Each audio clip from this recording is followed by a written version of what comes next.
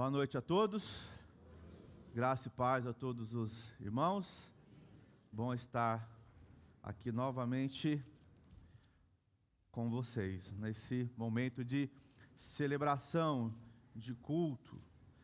A gente já vem falando com vocês que culto é a nossa vida, né? Nossa vida é um culto, né? Aquela palavrinha lá, serviço. Nossa vida é um serviço a Deus e por isso que nós estamos aqui. Irmãos, eu convido você, antes de mais nada, abra sua Bíblia, Romanos capítulo 12, carta de Paulo aos Romanos, capítulo 12, verso 9. Vamos ler aí como dizem os meus alunos de quarta-feira, vamos ler uma pequena perícope do 9 ao 21. Se você quiser aprender o que é perícope, venha na quarta teológica, que nós vamos ter um prazer imenso em lhe ensinar sobre esse tema. Então, Romanos capítulo 12, verso 9 ao 21. O texto diz: o amor deve ser sincero, odeiem o que é mal, apeguem-se ao que é bom. Dediquem-se uns aos outros com amor fraternal, prefiram dar honra aos outros mais do que a si próprios. Nunca lhes falte o zelo, sejam fervorosos no espírito, sirvam ao Senhor. Alegrem-se na esperança, sejam pacientes na tribulação, perseverem na oração. Compartilhem o que vocês têm com os santos em suas necessidades, pratiquem a hospitalidade, abençoe aquele que os perseguem. Abençoe e não amaldiçoem. Alegrem-se com os que se alegram e chorem com os que choram. Tenham a mesma atitude um para com os outros. Não sejam orgulhosos, mas sejam dispostos a associar-se às pessoas de posição inferior, ou na sua versão, pessoas humildes. Não sejam sábios aos seus próprios olhos. Não retribuam a ninguém por mal. Procurem fazer o que é correto aos olhos de todos. Façam todo o possível para viver em paz com todos. Amados, nunca procurem vingar-se, mas deixe com Deus a ira, pois está escrito: minha é a vingança e eu retribuirei, diz o Senhor. Ao contrário, se teu inimigo tiver fome, dá-lhe de comer, se tiver sede, dá-lhe de beber. Fazendo isso, você amontoará brasas vivas sobre a cabeça dele. Não se deixe vencer o mal pelo mal, mas vençam o mal com o bem. Senhor, muito obrigado, Pai, por essa oportunidade, muito obrigado por podermos meditar na Tua Palavra, que o Teu Espírito Santo fale aos nossos corações de maneira poderosa e complete tudo aquilo que for necessário para o entendimento da Tua mensagem, para que em nosso coração haja um fruto, e um fruto que venha Te glorificar. Em nome de Jesus, amém. Irmãos, nós estamos numa série de conexões. Se você tem acompanhado as pregações da igreja, nós estamos falando nesse mês sobre esse tema. Então, aqui já foi abordado essa conexão no sentido de esse Deus que se conecta com a sua criação, que busca a sua criação, esse Deus que também salva, porque quem salva é Deus, esse Deus quem salva, que nos salva, que busca o homem perdido, o bom pastor que busca a ovelha perdida. Nós falamos também dessa relação, uma vez que Deus nos salva, essa nossa relação conosco mesmo, né? Como nós nos vemos a partir dessa dinâmica agora, dessa relação com Deus. Falamos também dessa nossa atitude agora que nós somos salvos, agora que nós sabemos quem nós somos, qual é a nossa identidade, como que nós nos relacionamos com Deus. Falamos também aqui sobre a questão das disciplinas espirituais, o como viver a espiritualidade na prática, na vida ordinária. Falamos também sobre outras questões de conexão, mas tudo dentro desse escopo, né? Relação com Deus, a relação de Deus conosco, a nossa relação para com Deus. E hoje vamos tentar conversar um pouquinho a respeito dessa relação para com o próximo. Então, se eu pudesse dar um tema, o tema seria conexão com Deus, nossa relação ou nossa nova relação com o próximo, né? Para agora que nós estamos em Deus, que nós somos salvos, como a Bíblia diz, não é como eu digo, não é como a igreja diz, mas é como a Bíblia diz que deve ser essa nossa nova relação para com os outros, a partir dessa nova dinâmica de vida. Mas antes de eu falar sobre isso, eu preciso falar uma coisa antes disso, porque senão nada disso vai fazer sentido. Irmãos, essa fala de conexão só vai fazer sentido se você estiver conectado com Deus. Só vai fazer sentido se você for salvo por Deus. Então, a primeira coisa que eu preciso falar, e se eu não conseguir falar mais nada, digamos que depois disso eu morra, mas eu preciso falar uma coisa: você precisa ser salvo por Deus, por meio de Jesus, para que tudo isso faça sentido na sua vida. Não adianta eu falar aqui sobre dar relação com o próximo, relação com a igreja, falar tudo isso, se você não tem relação com Deus. Porque, como eu bem disse hoje de manhã, se você não tem relação com Deus, se você está fora desse aspecto de ser feito filho de Deus, a minha ou a sua situação, ela é bastante tensa, ela é bastante complicada, para não dizer bastante dramática, porque fora de Deus não há vida. O pecado gerou a morte. Lá em Adão, semana retrasada eu falei sobre isso, no primeiro Adão, todos fomos feitos pecadores, todos nós morremos. O que é a morte ali? Qual é a raiz? É separação. Pois o salário do pecado é a morte. E a palavra morte quer dizer separação. Estávamos todos em Adão, separados de Deus, destinados ao inferno. Inferno, a gente tem uma metáfora na nossa mente. Quando a gente fala inferno, a gente pensa num lugar que tem um montão de fogo queimando, todo mundo lá, como a gente gosta de usar um jargão, né? Queimando no mármore do inferno, e a gente tem essa analogia desse sofrimento de um fogo que nunca cessa. Mas, irmãos, eu arrisco a dizer que é muito mais doloroso do que isso. Porque, se não for salvo, se nós não formos resgatados por Deus, por meio da obra de Cristo, estamos dizendo que teremos uma eternidade longe de Deus, afastado da fonte da vida, afastado da fonte do amor, afastado da fonte da paz. Nós estaremos eternamente numa condição de extrema amargura, tristeza, porque fora de Deus não há vida.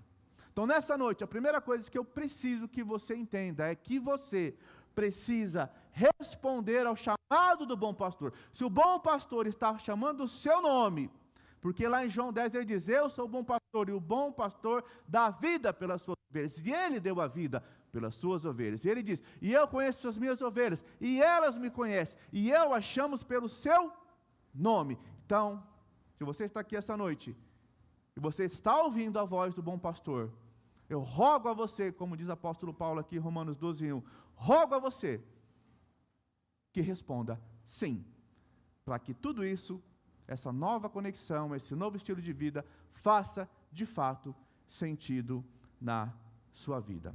Amém? Podemos ir embora? Não. Irmãos, então nesse texto aqui de Romanos, é preciso a gente destacar algumas coisas aqui para a gente entender o porquê da carta de Romanos. Eu estou dando continuidade a um texto que eu já falei na semana retrasada, de Romanos 12, falei ali do verso 1 e 2, que tem mais a ver de uma relação nossa, a partir da salvação, como que é a nossa mente, como que deve ser a nossa atitude para com Deus. Eu quero trabalhar um pouquinho com alguns versos aqui, essa nossa dinâmica com Deus. Mas por que é importante entender sobre o livro que nós estamos lendo? Irmão, fica uma dica para você, mesmo que você não seja da quarta teológica. Vou fazer bastante merchandise hoje, tá? Quando alguém vai pregar, quando alguém vai ler um texto para você, é importante que você entenda o que está acontecendo. Por que está abrindo aquele texto? Do que fala aquele texto? Qual o sentido? Porque senão alguém abre um livro aleatoriamente, qualquer passagem, lê qualquer coisa, e fala qualquer coisa, e você diz amém. E não diga amém se você não entendeu.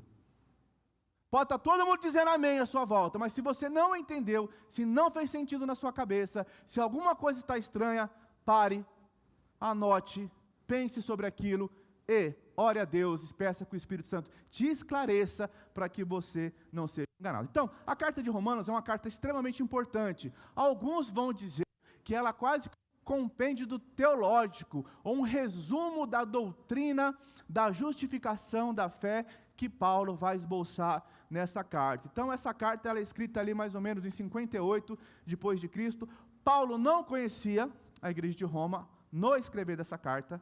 Ele conhecia pessoas que eram de lá, provavelmente viajantes que ele conheceu nesse processo. Essa igreja provavelmente foi fundada por aqueles irmãos que estavam em Jerusalém no Pentecostes, então eles estavam ali, foram convertidos e foram para Roma e lá fundaram essa igreja, né? E Paulo acha importante escrever, porque essa igreja está numa grande cidade, é uma igreja que tem gentios, que tem judeus, que tem um montão de gente de vários pensamentos, e ele tentando então de alguma forma aqui colocar de uma maneira mais clara como que funciona essa obra de Deus. Tanto é que, quando você vai ler a carta de Romanos, do capítulo 1 até o capítulo 11, basicamente, vai estar falando sobre a necessidade do Evangelho, vai estar falando sobre a justificação pela fé, vai dar exemplos da justificação pela fé. Vai lá em Romanos capítulo 5, a partir do verso 1, vai trazer ali os frutos da justificação. Vai falar ali pelo capítulo 7, a nossa batalha contra o pecado, contra a carne. Vai falar também da obra do Espírito Santo. Vai falar também sobre Israel, como que se deu a eleição de Israel no Antigo Testamento e como é a igreja agora. E no capítulo 12, e é um capítulo interessante, porque ele fala, rogo-os, pois, irmãos, como eu disse semana retrasada, mas rogo pelo quê? Por esses 11 capítulos de explicação. Olha só, irmãos, Deus, na pessoa de Cristo, o segundo Adão, ele morreu, trouxe a salvação, fomos justificados, lá em Romanos capítulo 3, verso 27, justificado, concluímos, pois, como é justificado, mediante a fé, independentemente das obras da lei, ou seja, não é mais as obras da lei, mas é a fé em Jesus Cristo. Então, esses 11 capítulos, eles vêm demonstrando todo esse trabalho de Deus para resgatar o homem por meio de Jesus Cristo e a justificação que há naqueles que creem no Cristo, o Salvador. Mas no capítulo 12, como já é de costume de Paulo, Paulo começa agora a fazer uma aplicação prática de tudo isso. Rogo-os, pois, irmãos, aí no 12:1 nós já falamos, né? Apresentar vosso corpo, sacrifício vivo, que é o vosso culto racional, não vos conformeis. Agora aqui do 9 até o 21, ele vai estar falando muito dessa relação para com o outro. Agora, essa nossa conexão com Deus, esse nosso novo estado de filhos de Deus, como deve ser a nossa relação para com o próximo, para com os outros. Então, do versículo 9 ao 16, ele vai falar um pouco ali sobre o amor de Deus e o amor aos irmãos, e do 17 ao 21, que talvez eu acho que é a parte mais difícil dessa perícope, que é, talvez não a sua, mas muito provavelmente a minha, que é amar aos inimigos. Amar aquele que nos fazem mal. Porque, irmãos, amar quem nos ama, além de ser fácil, é muito bom. Amar quem não nos ama, ou quem nos faz o mal, só pode fazer quem é de Deus, ou quem tem Jesus. Amém? Então, nessa rápida introdução, para você entender o panorama da carta, e entender o porquê nós vamos ler essa carta, que é importante. Mas vamos tentar expor aqui, já ir aplicando, já fazendo quase com uma aplicação aqui desses versos. Então, no verso 9, sobre amar os irmãos, ele começa dizendo que o amor deve ser como? Sem hipocrisia, sem fingimento. Que o amor precisa ser uma atitude concreta e objetiva. Irmãos, a palavra hipócrita aqui, como uma grande maioria já sabe, está muito ligada à questão do teatro grego, né? O hipócrita é aquele camarada que põe uma máscara. Ele põe uma máscara e ele finge um personagem. E Paulo aqui está dizendo o seguinte: nessa nova relação para com o outro, a partir da nossa relação com Deus, O nosso amor para com o próximo precisa ser sem fingimento, sem hipocrisia, sem falsidade. Não podemos, nessa nova dinâmica de filhos de Deus, usar uma máscara, fingindo ter um amor que nós não temos. Porque o amor, irmãos, ele é uma decisão concreta. Eu decido amar porque Deus não amou. E amar é um exercício. Irmão, se é um exercício... eu gosto muito da palavra exercício, porque eu não gosto de exercício. Eu faço exercício porque eu sou obrigado. Por quê? Eu voltei para a academia depois de 2 semanas. Irmãos, eu estou desconjurando até agora. Estou aqui na base do Dorflex. Nunca achei que um abdominal podia ser algo tão cruel nessa vida. O que eu quero te explicar com essa analogia? O exercício, ele gera dor, ele gera esforço, precisa ter uma atitude. Eu decido, eu vou fazer isso. E eu decido amar os meus irmãos, eu decido amar as pessoas, porque Deus me amou primeiro quando eu ainda era pecador. Então amar é muito mais do que uma sensação, do que um mero sentimento superficial. Amar é uma decisão. E eu vou tentar explicar isso aqui, que é bem confuso. E amar necessariamente não é gostar de tudo no outro. Você não tem que gostar de tudo que está em mim, nem eu tenho que gostar de tudo que está em você. Temos visões, percepções diferentes, mas isso não deve ser o que determina a minha decisão de te amar. Por isso que o amor não pode ser hipócrita, ser fingido. Eu faço uma coisa, eu finjo que gosto de você para te agradar. Eu finjo que amo você porque é bonito. Eu sou crente, então eu preciso fazer isso. E aí por que Paulo está enfatizando isso de maneira tão enérgica? Que o amor, e ele usa uma palavra muito dura aqui, seja sem hipocrisia, não seja hipócrita, não seja um mentiroso, não seja um falso. Por que ele está falando isso? Porque você volta em Romanos 12, capítulo 1, ele fala do nosso culto racional, ele fala agora do nosso entendimento, ele fala de tudo que Deus fez por nós, e de tudo isso que ele fez por nós, como que nós devemos ser para com o próximo. Então, que o nosso amor agora, se você tem um culto racional, se você sabe quem é Deus, se nós sabemos o que Deus fez por mim e por você, se nós sabemos que nós somos justificados pela fé no Cristo, que nós não tínhamos nada e Ele nos deu tudo, o nosso amor não pode ser fingido. O nosso amor para com os nossos irmãos tem que ser verdadeiro. Irmão, e antes que você me jogue uma cadeira, amar não é concordar com tudo que o outro quer. Amar não é aceitar tudo que o outro quer que você aceite. Se você me ama, você aceita. Muita calma nessa hora, meu amigo. Se você me ama, você aceita que eu quero. Você tem que aceitar que eu seja feliz. Depende. O que você quer dizer para ser feliz? O que você quer dizer para ser feliz, para que eu aceite, para que eu concorde com... Mas se você me ama de verdade, você vai aceitar tudo que eu faço? Não. Se eu te amo de verdade, sem falsidade, sem hipocrisia, eu vou lhe dizer, você está errado, ou você está certo. O seu caminho é um caminho bom, agrada a Deus, faz todo sentido. Ou o seu caminho não agrada a Deus, o seu caminho é um caminho de alguém sem noção, que está indo na contramão daquilo que Deus quer. E olha como que o negócio é complexo, e como que nós somos complexos, eu sou complexo. A gente tem o Espírito Santo, tem a obra de Deus, e mesmo assim, muitas vezes nós decidimos fazer algo que é claramente contrário à vontade e à palavra de Deus. Amar é não ser hipócrita, é dizer por mão a verdade, ainda que talvez não seja bem-vindo, a gente vai tratar isso aqui mais para frente, mas amar é não usar de hipocrisia, não tente agradar aos outros somente porque você quer ficar bem na foto, você precisa ter uma atitude sincera, uma atitude verdadeira, o amor precisa ser algo concreto. Irmão, C.S. Lewis diz uma coisa que eu acho muito interessante, ele fala assim, é muito fácil dizer que gosta do amigo chato, difícil é você visitar ele. Porque o amor é uma atitude. Eu gosto de mensagem, tá, irmãos? Eu fico muito feliz quando eu recebo mensagem. Muito feliz. Mas mais feliz eu fico quando você realmente entende, e eu entendo, que por amar alguém, eu paro um momento da minha vida e vou até aquela pessoa, e me faço presente na vida dela. As nossas relações de amor, hoje, elas são bastante superficiais, porque o nosso amor, eu digo que é um amor compartimentalizado, há um tempo e espaço. O nosso amor aqui é compartilhado ao momento de culto. Nós nos amamos como igreja, aí a gente vem aqui e se abraça. Isso é muito bom. Aí vejo vocês semana que vem somente.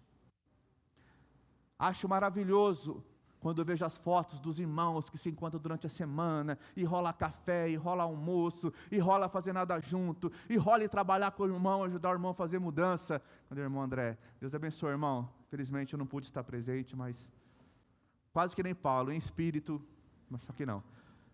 Mas é importante, porque o amor é uma atitude, é uma ação, é uma verdade. Não dá para dizer que ama alguém se objetivamente, nessa nova realidade de conexão com Deus e conexão com o próximo, não há uma atitude objetiva. Como é que você prova que me ama?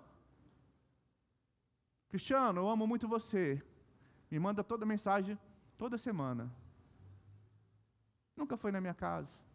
Nunca foi na sua casa. E não se resume a só isso, está entendendo? Antes que você fale, ai, se não for na casa. Não. É muito mais do que isso, é uma preocupação, é um sentimento, é um olhar, é uma atitude, é quando você chega perto daquela pessoa, e aquela pessoa olha para você, e ela fala com você, e ela abraça você, e você sente que há uma conexão daquele coração com o seu coração, porque há a sinceridade, a verdade, a intencionalidade, aquele amor é um amor real, de alguém que decidiu me amar, mesmo quando eu sou chato. Porque amar é uma decisão. Se assim não fosse, com certeza, a minha digníssima esposa não estaria até hoje comigo. Amar é uma decisão. Mesmo quando as coisas não vão tão bem como a gente gostaria. Então, Paulo começa aqui dizendo, olha, nessa nova condição agora, nesse novo status, nessa nova perspectiva, nessa nova realidade de filhos e filhas de Deus, de mente transformada, a nossa relação para com nossos irmãos tem que ser de um amor não fingido, um amor concreto, um amor que gera uma ação. E no verso 10 ele vai falar também sobre a fraternidade. Nossa relação para com os nossos, para com os irmãos, para com o próximo, ela tem que ser uma relação fraterna, de irmão mesmo, de família, de honrar os nossos irmãos, de considerar o outro como superior. O que é considerar? Irmãos, quando considerar os outros como superiores, não é para você deitar no chão, virar um tapete e falar, pisa em cima de mim que você é importante, eu não sou nada. Não é isso. Aquela falsa humildade, né? Eu não sou ninguém, como eu sou humilde. Não é isso aqui. Aqui é de fato você ter para com o seu irmão um sentimento de honra, de dignidade, de saber que ele é importante, de saber que ele tem valor, de considerar ele... Irmão, eu tô com muita vontade de falar assim, considerar como irmão de sangue, mas eu não sei se considerar como irmão de sangue no nosso contexto é tão válido hoje, porque eu estou vendo que as famílias de sangue não estão lá representando muito o nosso exemplo aqui. Então talvez eu vou ser um pouco mais profundo. É considerar esse alguém como parte da sua família, como alguém que você ama, como eu falei no versículo atrás. É honrar, é ter ele em honra. O que é ter em honra? Respeite, trate com dignidade, trate com honra, considere essa pessoa. Não seja orgulhoso, não ache que você é melhor que ela. E para você não confundir, quando ele fala, não seja melhor que ela, eu não estou falando aqui, irmão, de dinheiro, de formação, de intelecto, de posição. Irmão, tem muita gente mais importante do que eu, e do que você, em várias esferas. Mas aqui não é sobre isso, é como gente, é como pessoa, é como ser humano. Trate esse irmão com fraternidade, trate o próximo como se ele fosse da sua família. Dispense para esse uma honra, não seja orgulhoso, não olhe para essa pessoa com soberba, não trate ela com inferioridade, independente da sua posição, porque ela é gente, ela é alvo do amor de Deus, ela é um filho, é uma filha de Deus, que está ali fazendo parte da sua família, então trate ela com fraternidade, com esse respeito que os filhos de Deus devem ter uns para com os outros. Amém? E aí, continuando, no verso 13, ele vai dizer assim, compartilhe a necessidade dos santos. E eu gosto muito, de manhã eu falei bastante sobre isso. Irmão, se você não veio no culto da manhã, eu convido você, venha nos cultos da manhã, venha para o IBD, porque é importante, porque você vai estar ganhando. Irmão, eu só pude vir no culto da noite. Eu entendo, mas quando você vem nos dois cultos, você ganha algo a mais, é uma mensagem a mais, é um relacionamento a mais, é um EBD a mais. Então eu desafio você, faça uma experiência aí de vir nos cultos da manhã e nas EBDs e nas quartas teológicas. Compartilhe a necessidade dos santos. E a ideia aqui de compartilhar a necessidade dos santos, obviamente, né? Quando nós falamos de manhã também que a igreja de Atos, ela tinha essa característica de que não deixava faltar nada. Então, irmãos, um amor sincero, um amor sem hipocrisia, um sentimento de fraternidade é também uma atitude de ajudar os nossos irmãos na necessidade. Seja uma necessidade financeira, talvez falte um alimento ali por mão. Irmãos, nós temos ainda uma cultura bastante complicada no nosso meio, que é assim. Por um lado, eu acho que a gente é meio desatento. Eu acho que a gente é meio insensível às pessoas. Irmão, você acha que se você perguntar para o irmão se ele está bem, o que é que você acha que ele vai te responder, no geral? Não, meu querido, eu estou passando necessidade, na minha casa não tem comida, eu estou... A não ser que a pessoa seja muito resolvida. Talvez eu faria isso com você, que eu não tenho muito problema com isso. Mas no geral, agora, então, você fala, e como é que resolve isso? Relacionamentos profundos, relacionamentos intencionais. É entender que a gente é uma família, uma comunidade, que deve se ajudar. O texto está dizendo isso. Olha, ame sem hipocrisia, trate com fraternidade e compartilhe a necessidade dos santos. É estar atento, é perceber, é sentir, é conversar, é orar, é pedir para Deus sensibilidade. Irmãos, eu tenho certeza, eu continuo crendo no poder de Deus, eu continuo acreditando no sobrenatural de Deus. Se você intencionalmente orar a Deus, falar com Deus, Pai, ministra no meu coração poderosamente, me faz ser uma pessoa sensível, me faz ser uma pessoa que perceba a minha comunidade e os meus irmãos, me faça ser uma pessoa que tem empatia e simpatia. Deus vai fazer. Deus vai fazer. Esses dias eu mandei uma mensagem para uma irmã, e eu lembrei ela de uma coisa que ela não lembrava, e é muito curioso isso, né? Quando Deus te leva a fazer umas coisas, você até esquece depois. Essa irmã um dia, não sei se ela está aqui hoje, mas eu me lembro que um dia eu estava muito mal, e aí, antes de eu falar essa experiência, eu vou fazer a construção para fazer sentido. Então, não somente nas necessidades físicas, comida, roupa, remédio, é importante. Irmão, se o camarada é da fé, se ele é crente, se ele é dessa igreja, se ele é nosso irmão, ele tem que buscar ajuda onde? É aqui no nosso meio, e é aqui que a gente tem que estar sensível, mas não somente necessidades físicas, materiais ou de alimento, mas necessidades emocionais, espirituais, relacionais, porque você pode estar com sua casa cheia de comida, seu tanque, porque hoje é luxo falar o carro com o tanque cheio, né? Pode estar com o tanque do seu carro cheio, a ostentação chegar no posto e falar, completa, oh aleluia, faça isso uma vez no mês, mas fala assim, completa, mas não tudo, devagar.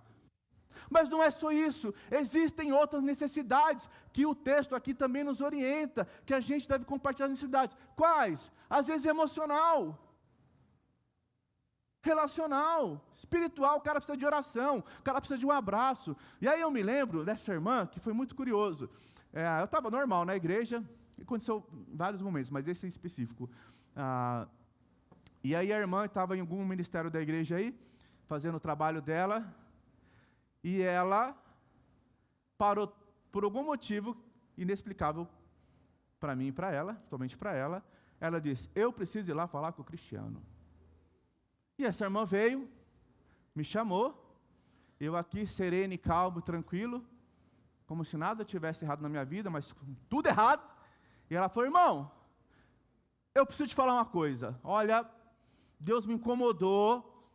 Irmão, não foi uma profecia não, tá? Ela, Deus me incomodou e eu quero dizer que essa semana eu vou orar por você, eu estou orando por você, eu não sei, mas você deve saber e tal e tal. E eu fiquei aquela cara assim para ela. Que a minha vontade é falar, irmã, você nem sabe o que está acontecendo. Mas não ia dar tempo, né? Aquilo foi extremamente importante. Aquela irmã, ela atendeu uma necessidade da minha espiritualidade.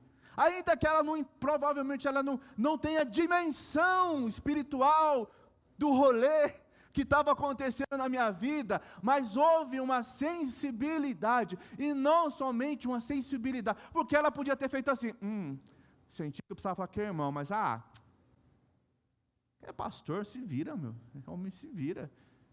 Se ele é pastor e não resolve as demandas, eu que vou resolver? Ela poderia falar assim, não, ok, outra pessoa faz.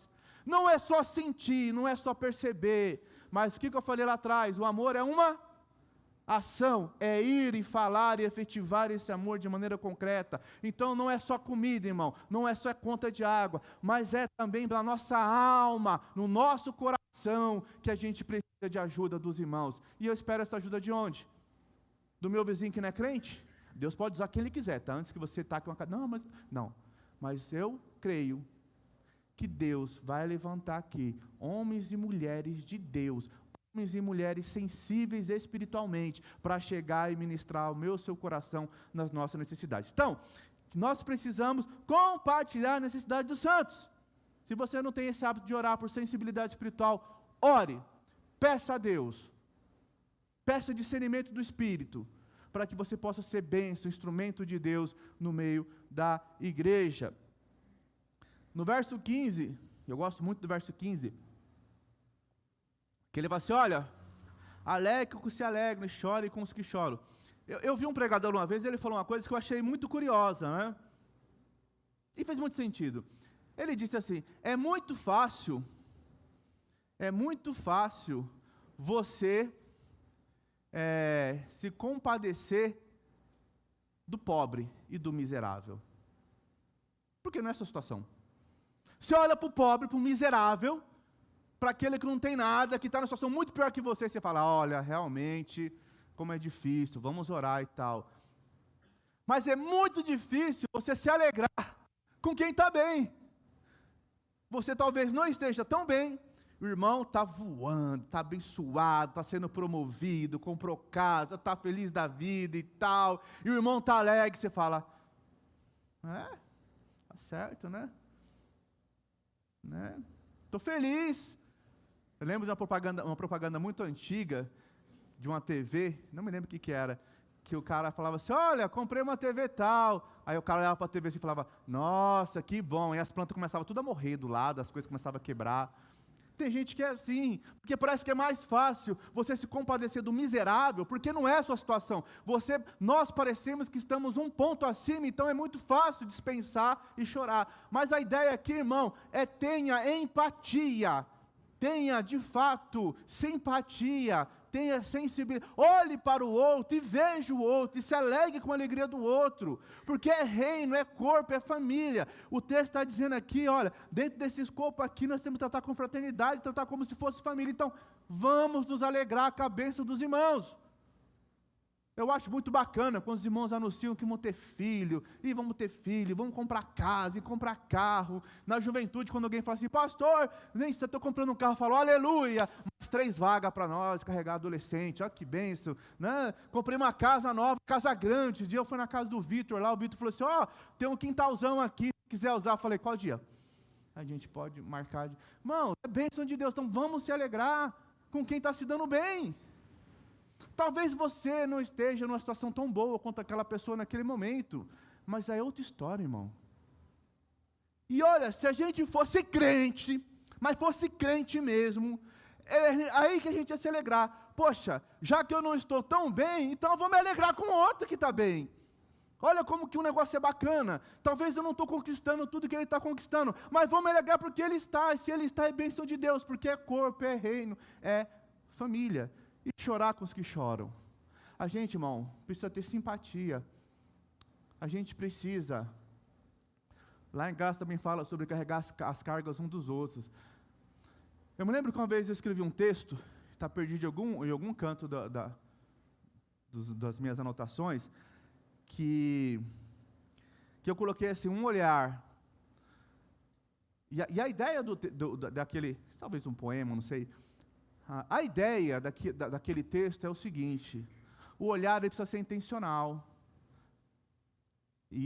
No meu texto eu coloquei assim, que a gente constrói muros para não ver. Você entende isso? Porque se eu ver, eu tenho que dar uma resposta. Para mim, para ele e para Deus. Então o que eu faço? Eu construo muros. Porque eu não preciso ver. Se eu não vejo, eu não preciso sentir. Isso está errado. A gente precisa ver. A gente precisa olhar para o outro. A gente precisa sentir. A gente precisa ter um coração conectado. E a gente precisa chorar. Não é um fingimento, eu não estou passando pelo que está passando. Você não está, é justamente por você não estar que você e eu vamos ser a melhor pessoa para dar apoio. Eu quero chorar com você, eu quero orar com você, eu quero compartilhar um pouco da sua dor. Eu sei que eu não vou sentir o que você está. Irmão, alguém que perdeu um filho, por exemplo, um ente querido, você nunca vai poder sentir a dor que ele está sentindo. Mas você vai poder compartilhar a dor dele, sentar com ele, abraçar com ele, se colocar no lugar dele e pensar como isso deve ser terrivelmente doloroso. Deixa eu ficar aqui um pouco com você. Talvez você não precise dizer nada, você precisa só estar, fazer-se presente, para que aquela pessoa saiba que você enxergou ela, que você a viu. Pode parecer estranho que eu vou te falar, uma das maiores e mais recorrentes reclamações que eu recebo quando eu converso e aconselho pessoas, sabe qual é? As pessoas não me veem. Você fala assim, como não? Todo mundo te vê. E pasmem, uma vez eu conversei com alguém extremamente influente na igreja, correria, virada no giraia, e essa pessoa fala assim para mim, sabe? As pessoas não me veem. Como assim não te veem? Não, as pessoas não me veem. Eu falo, oxe, todo mundo sabe teu nome. O cara entrou faz uma semana na igreja e sabe teu nome. Sim, ele sabe meu nome, mas ele não sabe quem eu sou.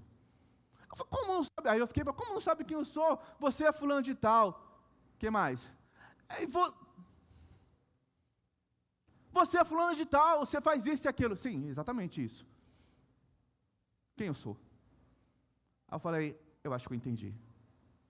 Então eu percebi que realmente eu não vi a pessoa. Eu vi o trabalho dela, eu vi o ministério dela, eu vi as coisas que ela fazia, mas eu nunca a vi de fato.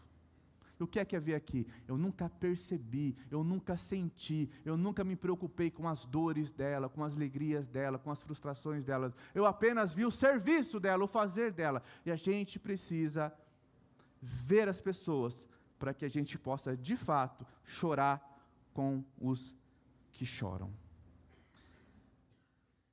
Amém? No verso 16, ele vai dizer, olha, que temos o mesmo sentimento de humildade, ou seja, valorize os humildes. Qual que é a ideia aqui? Se você fosse dar esse texto aí para os meus alunos, o que ele está falando aqui é o seguinte: você precisa ter um sentimento de humildade e você precisa valorizar quem é humilde. Por que isso? Aqui não acontece isso com a gente, obviamente. Às vezes, a gente tem a tendência de dar valor para quem é importante, de alguma forma. Sabe? Alguém importante. Antes que você pense que eu estou criticando quem é importante, quem tem dinheiro, não é isso. Deus abençoe os importantes, os que têm dinheiro. Mas a nossa atitude, ela precisa ser de valorizar as pessoas, não porque ela tem uma posição, não porque ela tem dinheiro, mas porque ela é quem ela é. E, a priori aqui, ela é filho e filha de Deus. Eu não estou dizendo, antes que você diga que eu estou contradizendo um texto, honra quem tem honra, ok, não tem problema nenhum com isso, você tem que honrar mesmo, não há problema nisso. O problema é quando nós desprezamos uma pessoa que a gente entende que ela não é relevante, em favor de alguém que a gente acha que é extremamente importante. É aquela piada assim, né? Tá chegando duas pessoas ali, e de repente olham para aquela pessoa e falam, aquele cara eu quero que sente aqui, mas aquele lá eu vou pedir para ele sentar lá atrás, porque essa pessoa aqui, ela é mais importante do que a outra. Então, a orientação aqui é, valorize os humildes, valorize quem de repente não tem um protagonismo dentro da sua perspectiva, mas que para Deus é importante. Então dá valor para as pessoas, tenha humildade, também tem uma posição de ser humilde. Tem gente que não quer fazer nada que não seja de destaque. Tem gente que só faz alguma coisa se for ser reconhecido. Tem que ser reconhecido, porque senão não tem valor. Então a orientação aqui, olha, cuidado, tenha um sentimento de humildade, valorize as pessoas simples da igreja. Irmão, a gente não pode confundir os valores. E dar valor a um ser humano, por exemplo, porque ele tem mais intelectualidade, porque ele tem mais conhecimento, porque ele tem mais sei lá o quê. E não é isso o valor, porque o cara pode ter tudo isso é um picareta. Não resolve nada. E às vezes você tem um irmão na igreja, um irmão que ele não teve cultura, um irmão que ele não teve oportunidade na vida de estudar, um irmão que conseguiu ali malemar, ler e escrever, mas que esse irmão tem uma vida com Deus, tem uma vida de experiência concreta com Deus, que talvez eu nunca vá ter. E eu tenho que valorizar esse irmão pela pessoa que ele é em Deus. E aí eu quero que você entenda, porque se ele for crente, não importa se a posição dele, social, financeira, é inferior à de todos, porque se ele for de fato um crente, um verdadeiro, esse é de fato um príncipe nesse aspecto diante de Deus, porque é alguém que ama e honra a Deus com a sua vida, porque não adianta você ler 50 livros num ano, não adianta você ler a Bíblia todo ano, não adianta você fazer um montão de coisa, mas se a sua, minha, nossa vida não autentica que nós somos discípulos, que nós somos filhos e filhas de Deus. Por isso que o texto de Romanos, no capítulo 1, no capítulo 12, verso 1 é importante. Que o nosso culto tem que ser entendível, inteligente, a nossa vida tem que ser um sacrifício vivo, santo e agradável, para que a gente experimente qual é a boa, perfeita e agradável vontade de Deus. Aí a minha relação com o outro vai ser uma relação de uma espiritualidade saudável e verdadeira e concreta. Não despreze as pessoas pela posição social, financeira, não despreze as pessoas porque, de repente, dentro de uma visão de mundo, ela não tem relevância. Tem muita gente na igreja, irmãos. Importante. Eu me lembro de tem um grande pastor, que ele contou uma história que eu achei muito interessante. Uma das pessoas que foi extremamente importante na vida dele foi um palhaço.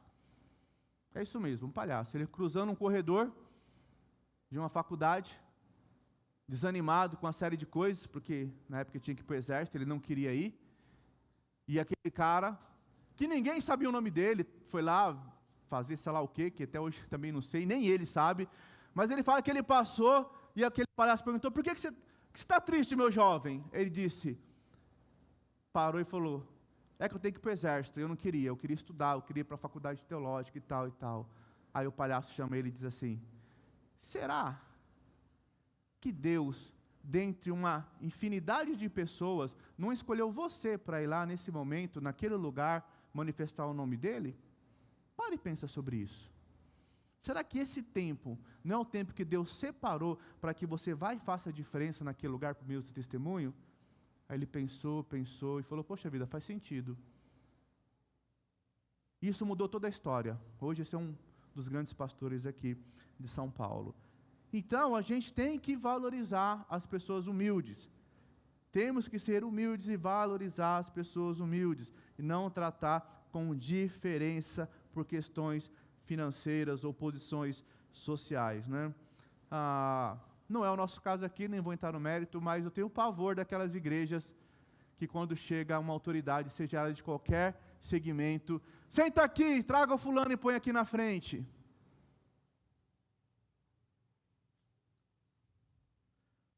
fulano de tal, vem aqui dar uma palavra que você... Bom, não sou contra, mas existe tempo, existe local, existe um momento para isso. Este momento aqui, até onde me consta, ele é santo, porque ele foi separado para celebrar a salvação em Cristo Jesus dos filhos de Deus. É um momento para orar, para cantar, para adorar, para pregar a palavra de Deus. É para isso, e é sobre isso que este lugar chamado igreja foi estabelecida, para que o nome de Deus seja glorificado por meio da celebração do nosso culto chamado vida. Amém? Irmãos, Paulo aqui, se você estiver acompanhando, e assim eu espero, eu pulei alguns versículos dentro dessa sequência. Por quê? Paulo aqui, ele não deixa de atrelar sempre a conexão com Deus, apesar dessa perícope ela ser mais ligada à nossa relação com o próximo, mas também ela vai estar ligada também na nossa relação com Deus, com as coisas espirituais. Paulo fala lá no versículo 9, detestai o mal e apegai-se ao bem, e não tenha preguiça de servir. E essa orientação de Paulo aqui é extremamente importante. Irmãos, não é só se afastar do mal, mas é você se apegar ao bem, porque não vai dar muito certo se você for alguém que fala, não, eu vou me afastar do mal, não vou me afastar das coisas erradas. Mas, por outro lado, você também não se aproxima, não se apega ao bem. Paulo está dizendo aqui, olha, se afaste do mal, se afaste das coisas pecaminosas e apegue-se ao bem. E busca... É que eu sou tentado a fazer um link aqui. Irmãos, eu tenho muita dificuldade e entender que uma pessoa pode ter uma vida cristã saudável sem fazer parte de uma comunidade. Tem muita dificuldade. Pode até ser, eu não quero ser exagerado, que exista alguém que consiga ter uma vida espiritualmente madura fora da convivência da comunidade. Ainda não conheci, talvez você conheça. Mas eu acho muito difícil você ter uma vida cristã. Então não adianta você dizer assim, eu não bebo, eu não fumo, eu não minto, eu não adultero. Mas, por outro lado, eu também não me preocupo em viver comunidade. Eu não me preocupo em ser alguém humilde. Eu não me preocupo em ter um amor sincero, sem hipocrisia. Eu não me preocupo em ter fraternidade. Eu não me preocupo com as necessidades espirituais e materiais do meu próximo. Então, não é só não fazer o mal. Não é não só pecar, mas é também caminhar em direção daquilo que é certo e daquilo que agrada a Deus. Porque senão a nossa espiritualidade fica estagnada. É aquele cristão que não entendeu o que é desenvolver a nossa salvação com temor e tremor. Você foi salvo para um propósito, e o maior propósito da sua vida é glorificar a Deus. Aí a pergunta de 1 milhão, como que eu estou glorificando a Deus por meio desse tempo chamado vida? Porque o texto não mudou, lá em Coríntios diz, todos nós havemos de comparecer diante do tribunal de Cristo e prestar o bem ou o mal que fizemos na nossa vida. Não tem a ver com salvação, tem a ver com trabalho. Por isso que na sequência aqui Paulo fala, e não sejamos remissos, ou seja, em outras palavras, não seja preguiçoso no servir. Irmão, tem que ir com calma. Calma não, tem que ir rápido que a hora está passando. E eu acho muito interessante quando Paulo fala aqui para a gente não ser preguiçoso no servir. Como a gente gosta de arrumar desculpa para não fazer as coisas de Deus. Antes que você fique bravo, não estou te cobrando de nada. Irmão, não tem que cobrar você de nada, mas vou te cobrar de tudo. Porque você que tem que saber da sua relação com Deus. Você que tem que saber, não sou eu. Eu tenho que ser o seu pastor e te ajudar naquilo que você permite. Agora, eu não posso pegar na sua mão e falar assim, meu querido, você é crente, você é salvo, Deus te deu um dom, Deus te deu um propósito, Deus te deu um chamamento, você precisa viver isso daí. Senão eu vou passar minha vida toda fazendo isso. A questão é, a gente precisa entender. O texto diz, não sejais remissos, você tem um dom, eu tenho um dom. Faça o seu dom frutificar para a boa obra. Desenvolva, viva ele. Deus te deu para a edificação do corpo. A gente, irmão, tem desculpa para tudo. Aí você fala assim, né? Irmãos, próximo sábado aqui, irmão Luciano, vamos fazer um grande encontro no sabadão, às 19 horas. Vamos fazer aqui um encontro de aprofundamento bíblico. Vamos fazer aqui um encontro de aprofundamento na palavra. Vamos fazer um encontro aqui de oração, para orar e sentir Deus e tal. Os irmãos falam assim, não, mas eu trabalhei a semana toda. Eu preciso descansar. Irmão, não sou contra isso. Mas sabe o que é que me incomoda? Me incomoda. Não te incomoda? Talvez não. Mas eu vejo por repetidas vezes, muitos e muitos da fé, que se arrastam de show para show, de evento para evento, de lançamento para lançamento, e não há preguiça, não há canseira, não há falta de dinheiro, não há falta de nada. Não há nenhum empecilho para quando é para satisfazer uma vontade, uma coisa que eu gosto. Não estou fazendo uma crítica no sentido de que você não deva se divertir. Estou fazendo uma crítica ferrenha ao fato de que somos remissos para as coisas de Deus e para servir e para buscar as coisas de Deus. Parece que é chato, parece que é tudo que é relativo à fé, à igreja, à dedicação, ao conhecer. Isso é chato, isso é cansativo. Aí a gente tem desculpa, eu trabalho a semana toda, eu preciso descansar, eu preciso não sei mais o quê, mas bota o show do fulano, está lá o povo. Bota o show do ciclano, está lá o povo. E vou repetir, não sou contra você se divertir. Mas precisa haver um equilíbrio na nossa maturidade, irmãos. A gente quer conhecer de Deus, a gente quer ser espiritual, a gente quer amadurecer. Nós queremos ser uma igreja relevante. A PIB de Jandira vai ser uma igreja relevante. Como? Se eu não estou, eu como pedra viva, como pedra desse edifício chamado Corpo de Cristo, não estou preocupado em servir a Deus por meio do dom que Ele me tem dado. Irmãos, e antes que você fique bravo comigo, isso aqui não é um culto de admoestação. A palavra pode ser de admoestação, mas isso aqui é um alerta para mim e para você, para que a gente desperte. A gente quer uma geração que faça a diferença. A gente quer encerrar a nossa história e morrer como Davi. E Davi serviu a Deus na sua geração e descansou com seus pais. Quem não quer essa palavra na sua lápide? Mas para isso precisa haver sacrifício, entrega, dedicação, vontade, decisão, perseverança. E vai ter momentos na nossa caminhada cristã, e para muitos aqui são a realidade, que abre mão de uma série de coisas para o bem de uma causa maior. Eu não estou dizendo que a vida toda você vai ficar fazendo um monte de trabalho da igreja e nunca vai ter tempo. Mas existem tempos para aqueles que são vocacionados, chamados, e vocacionado não é só pastor, é você que tem uma vocação de salvação, que você vai sacrificar para o bem da igreja, para que essa igreja, e olha só, quanto mais a igreja for madura, quanto mais as pessoas não forem remissas no servir, mais a gente vai ter tempo. Eu brinco com meus professores da EBD, que a nossa escala está quase escala 1 por 1, quem é do exército sabe o que é 1 por 1, né? Dá aula um dia, dá aula. Não é que folga, tá? Ele dá aula de uma matéria num dia, aí ele descansa preparando a matéria do outro final de semana. Mas por quê? Porque talvez os vocacionados para o ensino estão precisando se levantar.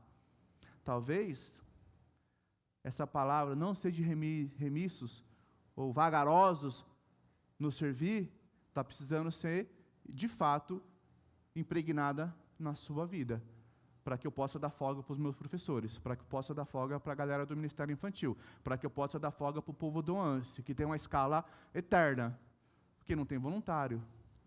E é muito fácil cobrar, e eu sou tentado a chegar no líder do ANSE e falar assim, ô chefia, e aí, ele vai liberar os meninos para mim? Ela vira para mim e fala, libero, todos, os seus adolescentes e jovens e todas as crianças, porque eu não tenho com quem fique. Mas por quê? Porque, muito provavelmente, alguns de nós não estamos entendendo que a gente não deve ser remisso no servir. Irmãos, eu quero rapidamente concluir aqui no verso 14, que aí Paulo faz essa interposição, que tem a ver com amar os inimigos. E aí não preciso esticar muito isso aqui, que isso aqui é relativamente, facilmente complexo e complexamente fácil. Então, ame seus inimigos. Ok. Mas como? Só é possível amar os inimigos. E amar os inimigos aqui, lembra que eu falei? Aí vai fazer um pouquinho de sentido. Amar necessariamente não é gostar de tudo que o outro faz. Mas amar. E ele vai dizer assim, olha, ame os seus inimigos. Né? Abençoe. O que ele quer dizer com amar os inimigos? Abençoe os que vos perseguem. Cara, o cara está te perseguindo, em vez de você orar para Deus matar o infeliz, ora para Deus abençoar, para ele se converter. Gente, sempre alguém vai te perseguir, alguém vai falar mal de você, e se tu é crente, bote uma coisa na cabeça, meu irmão e minha irmã, se você é crente mesmo, vão te perseguir, que faz todo sentido. Se você nunca é perseguido, fica desconfiado, porque uma coisa está meio errada na história. Sempre alguém vai te perseguir, vai falar mal de você. Faz parte do escopo da vida cristã. Então, ore, abençoe, declame a bênção sobre a vida daquele que te persegue, aquele que fala mal de você. Se possível, irmãos, e aqui, se possível não, se possível o próximo, né? No verso 17, não pague o mal com mal. O cara foi lá e te fritou para o teu chefe. Aí você tem a oportunidade de conversar com o chefe, o que é que você faz? Faz nada. Faz a sua parte, faz o seu serviço bem feito. Não pague o mal com o mal. Porque qual que é a diferença? Irmão, antes que você olhe para mim e fale, é fácil falar. Não é fácil falar, irmão, que eu estou na mesma situação que você. Não é fácil para mim, como não é para você. Ou você acha que é simplesmente tranquilo alguém me fazer o mal e eu falar, querido, estou muito feliz que você me fez o mal, vai em paz. Lógico que não é, irmão. Eu fico bravo, indignado. Mas qual é a diferença entre nós e eles? A diferença, ela é gritante, porque nós temos o Espírito Santo a quem a gente pode recorrer, e nessa falar, Senhor, a minha vontade é de esganar esse que me fez o mal, mas eu sei que essa não é a sua vontade, não é o seu querer, mas é o meu querer, mas não é o meu querer que deve predominar, mas o seu querer, e já que é o teu querer, me ajuda! E quem estava de manhã vai lembrar, ora, lembra que eu disse de manhã, quem estava aqui? Se nós tivermos uma vida de constante oração, de constante conversa com Deus, numa hora como essa é mais fácil de resolver. Eu me lembro que eu trabalhei com uma pessoa, e ajudando a pessoa em um monte de coisa, e ela ia lá com o meu chefe, conversava direto com o meu chefe. Um dia meu chefe me chamou e falou assim, Cristiano, tudo bem? Eu falei, tudo. Ele, você é amigo da pessoa? Eu falei, sou. Ele não era crente. Ela, só uma dúvida, ela é da mesma igreja que você? Eu falei, não necessariamente, mas ela é crente. Ela é crente? É. Pois é. Ela acabou de sair daqui e falou isso de você. Irmão, você acha que qual foi a minha vontade? Oh, querida de Jesus. A vontade foi... Mas não posso pagar o mal com o mal. Porque se o cara já está lá fazendo uma crítica, aquela pessoa que se diz crente está falando mal de outro crente, aí vai o crente e fala mal do outro crente. Qual que é a lógica disso? Nenhuma. Não pague o mal com o mal. Se possível, tenha paz com todos. Irmão, tem gente que você não vai ter paz. Qual que é a ideia aqui? Se possível, tenha paz com todos. Irmão, se não dá para ter paz, também não haja guerra. Mantenha a distância, se afaste. Não crie caso, não provoque. Porque às vezes a gente é assim, a gente não quer ter paz, mas a gente quer ficar provocando. Ou o outro quer ficar nos provocando. Então mantenha uma distância de segurança.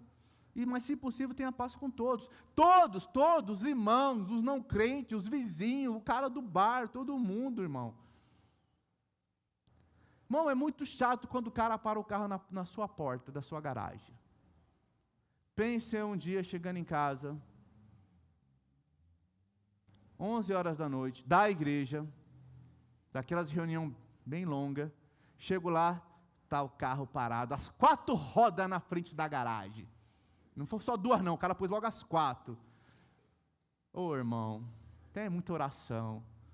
Eu vou saber de quem que é o carro, 11 horas da noite, irmão.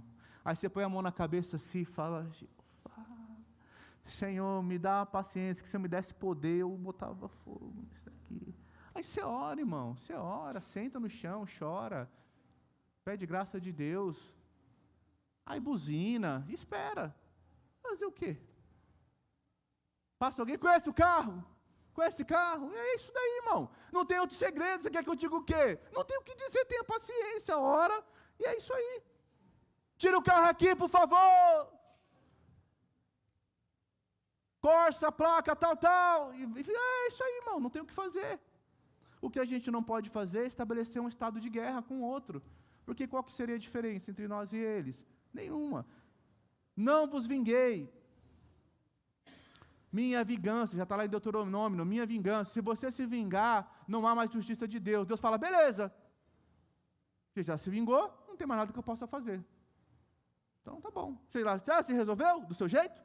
Você meteu um mãozão seu lá e resolveu? Tá suavão. Agora você resolve o restante. Minha vingança, irmão, eu sei que não é fácil. Alguém que te prejudicou, alguém que te fez mal, alguém que te causou dor, alguém que te causou mágoa. Mas a vingança é do Senhor. É difícil? É. Para isso nós temos o Espírito Santo que nos ajuda. Ora, entrega para Deus. Poderoso é Deus para resolver mais do que você. E por último, para a gente encerrar aqui, ajude os seus inimigos. Sabe aquela pessoa que te fez mal? Sabe aquela pessoa que te prejudicou? Sabe aquela pessoa que saiu da igreja e falou mal de você pra caramba? De repente ela precisa de você. Você fala, como é que é, Bruno? Tem sabor de mel. Né? A minha vitória agora tem sabor. Não, irmão. Essa é a grande hora de você fazer uma única coisa. Mostrar o maior poder na vida de um cristão. E o maior poder, segundo as Escrituras, na vida de um cristão é ser testemunha de Cristo.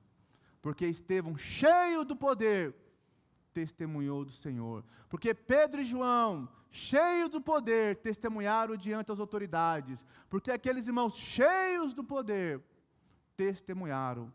Então, quando o seu inimigo precisar de você, aquele que te fez o mal, você olha para quem? Para Jesus.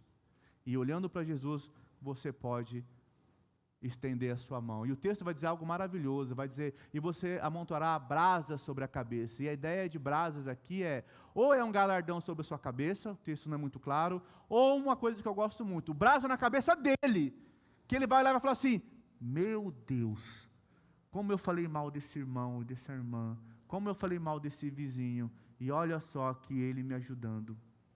Só pode ser crente mesmo essa pessoa, que se não fosse eu não faria isso. Amém, irmãos? Vamos orar, baixa sua cabeça, vamos falar com Deus.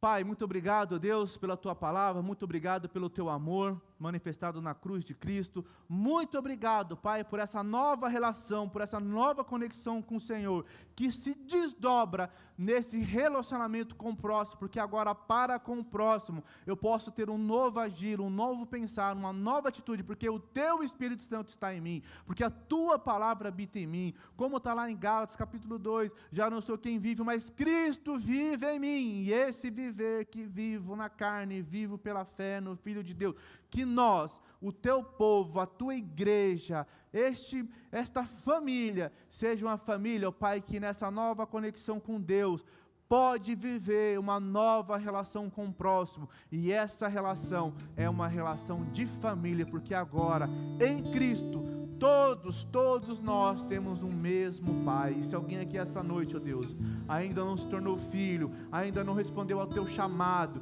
que responda, ó Pai, que escute, que venha, que receba a salvação, que receba agora a paternidade, que se torne um filho, que se torne uma filha, que possa fazer parte dessa família, e quem está afastado, desviado, triste, desanimado, possa se fortalecer no Senhor e saber que nós temos um Pai que é bom, um Deus que cuida de mim e de você, e estará sempre conosco, pois é promessa dele. Muito obrigado, Senhor, que eu te peço em nome de Jesus, hoje e sempre. Amém.